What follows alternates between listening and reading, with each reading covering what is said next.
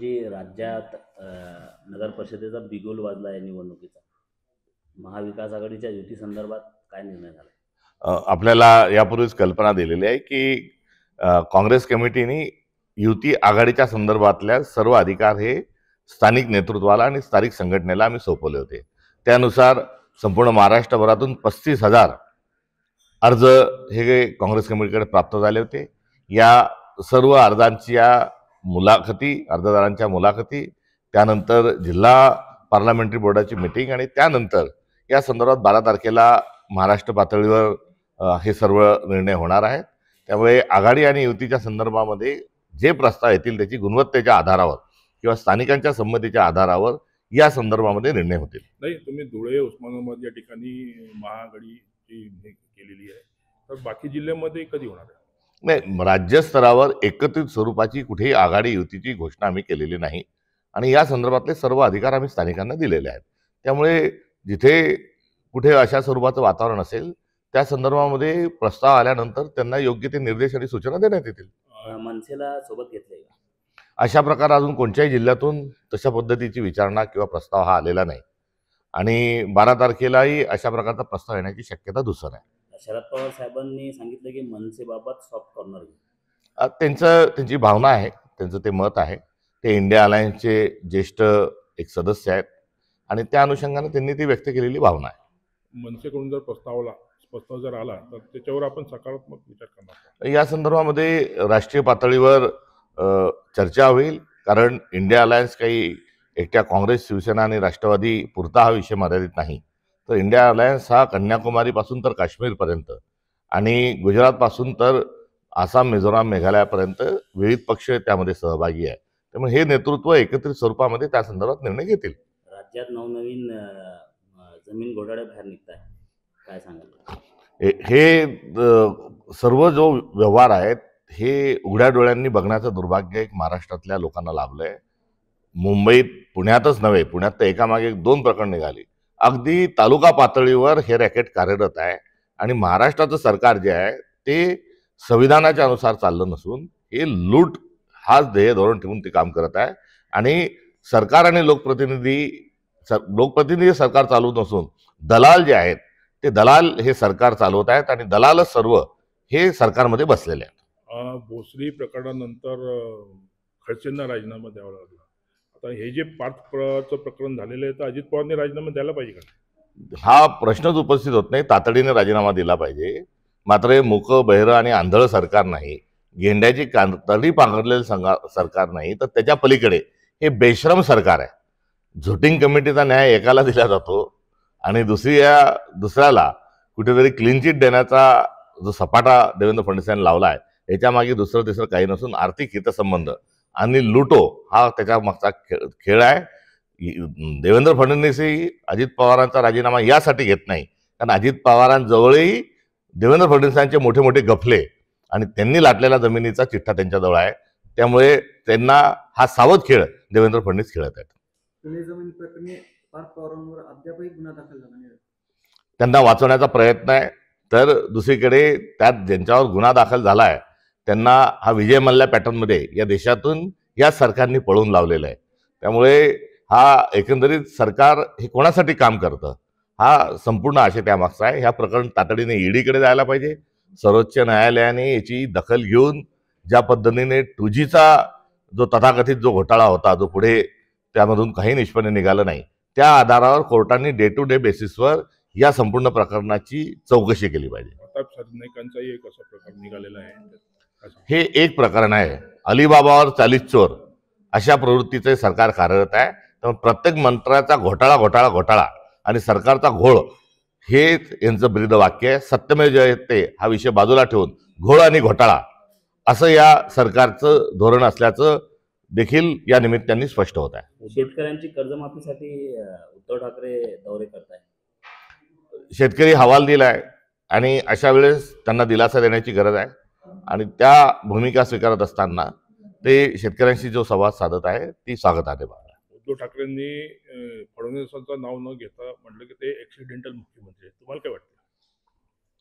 आता त्यांची जी टिप्पणी आहे ते ॲक्सिडेंटल त्यांनी जे म्हटलं त्यामागचा जो आशय आहे तो आशय तपासावा लागेल. आत्या सुप्रिया सुळेंनी पार्थ पवारला क्लीन चिट दिली आहे, पण आजोबा शरद पवारांनी मुख्यमंत्र्याच्या कारवाईकडे लक्ष आहे असं म्हटलंय. एकंदरीत या सर्व प्रकरणामध्ये जे सगळं काही काळं बेरं आहे असं नाही, दाल में कुछ काला आहे असं नाही, तर डाल ही पुरी की पुरी काली आहे. त्यामध्ये हे स्पष्ट स्वरूपाचा हा भ्रष्टाचार झाल्याचं उघड होत आहे. राधाकृष्ण विखे पाटील शेतकऱ्याच्या बाबतीत वादग्रस्त वक्तव्य केलं की सोसायटीचं कर्ज काढायचं, पुन्हा बाजारी व्हायचं आणि कर्जमाफी मागायची असं अनेक वर्षापासून सुरू आहे. त्याकडे कसं बघता? सौ चुवे खाके बिल्ली हचको चली असं राधाकृष्ण विखे पाटील साहेबांच्या वक्तव्याचं वर्णन करावं लागेल. कारण त्यांचा प्रवरा जो समूह आहे त्याच्यामध्ये अनेक उद्योग आहेत, सहकार आहेत, सर्व आहेत. हा केवळ अनुदानावर आणि कर्जमाफीवर हा डोलारा सगळा त्यांचा उभा आहे. ज्यांनी अनेक वर्षांपासून सरकारचं अनुदान लाटलंय, प्रसंगी कर्जमाफी देखील स्वीकारली आहे, कुठे ऋणमाफी स्वीकारली आहे, कुठे स्टॅम्प ड्युटीची माफी स्वीकारलेली आहे. जे नखशिकांत सरकारच्या माफी या शब्दावर जे उभे आहेत, यांनी शेतकऱ्याच्या संदर्भात असं वक्तव्य करणं म्हणजे सौ चुवे खाके बिल्ली हचको चली. शरद पवारांची राष्ट्रवादी आपल्यासोबत आहे, परंतु पार्थ पवारच्या प्रकरणामध्ये शरद पवार पक्षाचे राष्ट्रवादीचे नेते त्यांना त्यांच्या फेवरमध्ये स्टेटमेंट करत आहे. तर यांच्या हातून मिली बघत आहे का? बघा, हे पुण्याचं जे प्रकरण, दोन्ही प्रकरणं, जैन बोर्डिंगचं, जैन मंदिराचं आणि हा नवीन आलेला भ्रष्टाचार आणि त्यासोबत जो डेअरीची जमीन जी लाटली हे 3 प्रकरणं आज ऐरणीवर आहे. या तिन्ही प्रकरणात कोण काय म्हणतं हे काय म्हणतं हा विषय गौण आहे.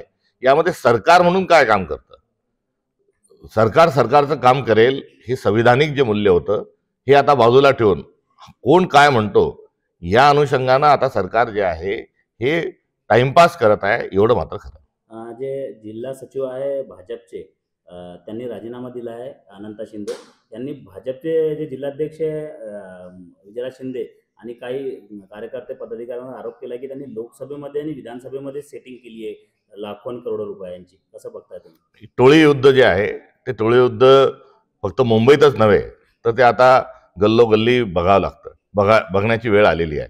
ज्यांनी आरोप केला ते 2017ला काँग्रेसचे आमचे उमेदवार होते, त्यामुळे त्याबद्दल अधिक न बोललेले बरं. मोहन भागवत यांनी एक असं स्टेटमेंट केलंय की भारत हिंदू राष्ट्र आहे आणि मी कधीपासून बोलणं विसरलंय की आम्ही भारतीय आहोत. मोहन भागवतजींनी एकदा ठरवून घ्यावं की ते नेमके काय आहेत आणि त्यांना नेमकं काय हवं आहे. त्यांचा जो हिडन अजेंडा आहे तो हिडन अजेंडा त्यांना वेगवेगळ्या वेळेस वेगवेगळं त्यांना बोलावं लागतं.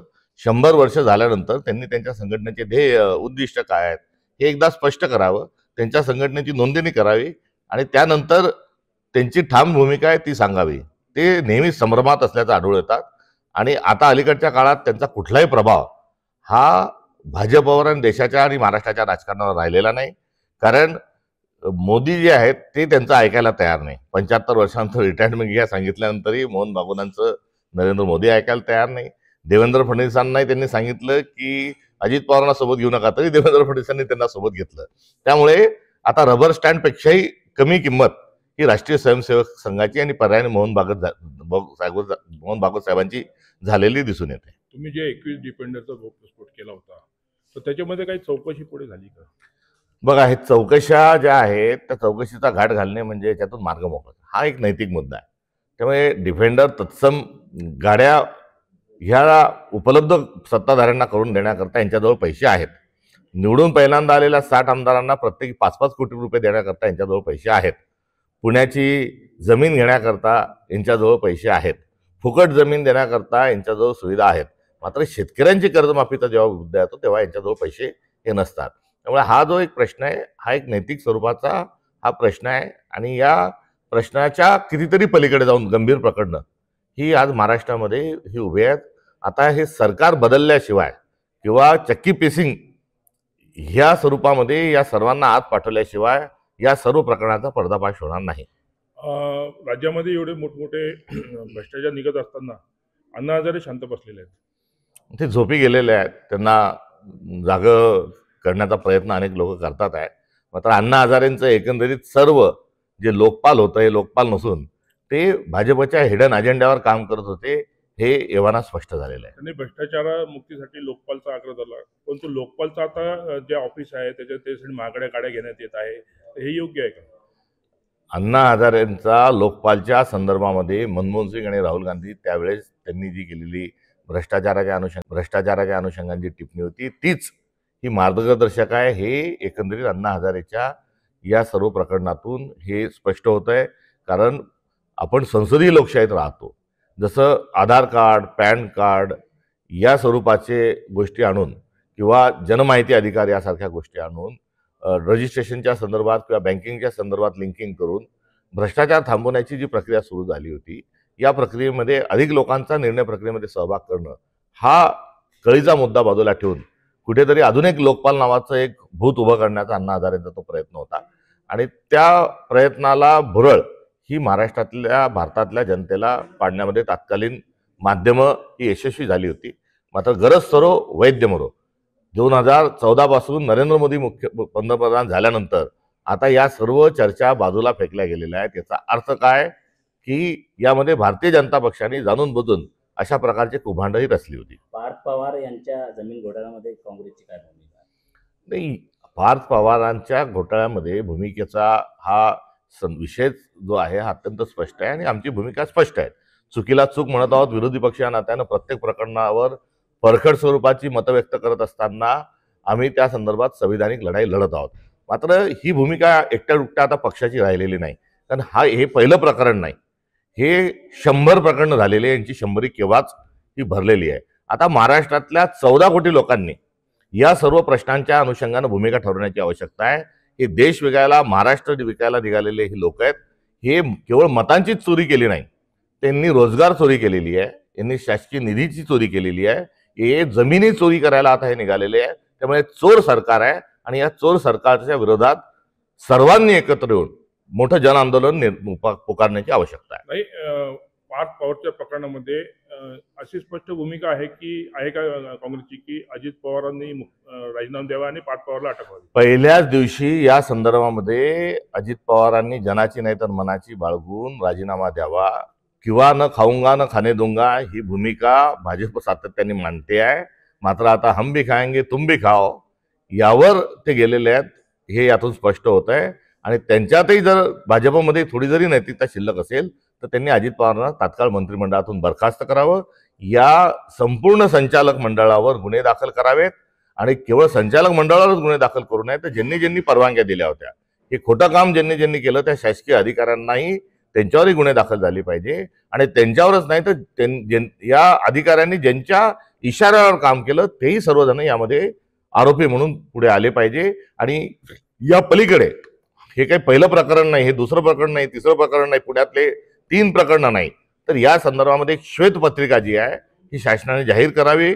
आणि सरकारच्या जमिनी किती लाटल्या, वतनाच्या जमिनी किती व्यवहार झाले, खरेदी झाल्या, हस्तांतर झाले, एवढंच नाही तर भाजपचं कार्यालय जे आहे तेही कोणत्या जमिनीवर, या सर्वाची श्वेतपत्रिका ही तात्काळ देवेंद्र फडणवीसांनी जाहीर करावी. आणि पुढच्या नागपूर हिवाळी अधिवेशनामध्ये संपूर्ण 1 दिवस या श्वेतपत्रिकेवर चर्चा करावी, ही असणारी काँग्रेसची भूमिका आहे. चुकीला चूक म्हणून अटक झालीच पाहिजे, राजीनामा झालाच पाहिजे. मात्र हे बेशरम सरकार आहे. रम्मी खेळणाऱ्यांना माफी, डान्सबार गृहमंत्र्याच्या आईच्या नावावर चालतो त्यांना माफी, शेतकऱ्यांची सातत्याने थट्टा करणाऱ्यांना मानसी, सामाजिक तेढ निर्माण करणाऱ्यांना माफी. त्यामुळे हे चोर सरकार आहे आणि अशा सर्व चोरी करण्याची मुभा त्यांनी त्यांच्या मंत्रिमंडळाला दिलेली आहे. त्यामुळे सरकारच बरखास्त करण्याची वेळ आता आलेली आहे. मनोज जरांगेने आरोप केला आहे की धनंजय मुंडेने त्यांच्या हत्येची सुपारी दिली, कसं पाहता? या प्रकरणामध्ये देवेंद्र फडणवीस हे सर्वात मोठे याच्यातले कल्प्रिट आहेत आणि मुख्य सूत्रधार या सगळ्या प्रकरणाचे हे देवेंद्र फडणवीस आहे. जेव्हा मराठा समाज आरक्षणाच्या मागणीकरता अंतरवादी सराटी या ठिकाणी बसलेला असताना पोलिसांना पाठवून अमानुष लाठीमार करायला लावला आणि त्या निमित्तानं महाराष्ट्राचं शांत, सभ्य आणि सौहार्दपूर्ण वातावरण हे देवेंद्र फडणवीसांनी जाणून बुजून बिघडवलं. आणि ते बिघडवल्यानंतर मराठा ओबीसी किंवा व्हीजेएनटी आदिवासी अशा स्वरूपाच्या जातीत धर्मात त्यांनी भांडणं लावलेले आहेत. आणि आज आता या सर्व घटनेच्या नंतर आता खुनाची सुपारी देण्यापर्यंत किंवा संतोष देशमुख हत्याकांडासारखे जे प्रकरण झाले आहेत या सर्वांना जबाबदार अंतरवादी सराटी या ठिकाणचा लाठीमार हेच त्याचं मूळ कारण आहे. आणि त्यामुळे यामध्ये सर्व या ज्या क्रिमिनल ऍक्टिव्हिटी झालेल्या याचा मास्टर माइंड जो आहे हे दुसरे तिसरे कोणी नसून देवेंद्र फडणवीस आहेत. त्यामुळे देवेंद्र फडणवीसच्यापासून तर कट रचणाऱ्यांपर्यंत सर्वांची चौकशी नाही तर कुठेतरी कारवाई झाली पाहिजे. नाहीतर पोलीसही जे आहेत हे आता उलटं काम करत आहेत असं सिद्ध होईल. सदरक्षणार्थ आणि खल निग्रहणार्थ हे पोलिसांचं ब्रीदवाक्य आता राहिलं नसून खल संरक्षणार्थ आणि सदनिग्रहणार्थ अशा प्रकारचा देवेंद्र फडणवीसांचा कारभार हा महाराष्ट्रात सुरू आहे. संजय शिरसाट यांनी तुमच्यावर पाळत ठेवणाऱ्या पोलिसांसंदर्भात तुम्ही जे गौप्यस्फोट केला तर त्याच्यावर त्यांनी प्रतिक्रिया दिली. पोलिसांचंच काम करत असते म्हणे. ठीक आहे, पोलिसांना उद्यापासून माझ्या शौचालयाचा डब्बा जो आहे तो भरून देण्यासाठी ते पाठवणार आहेत का, हा माझा त्यांना प्रतिक्रिया.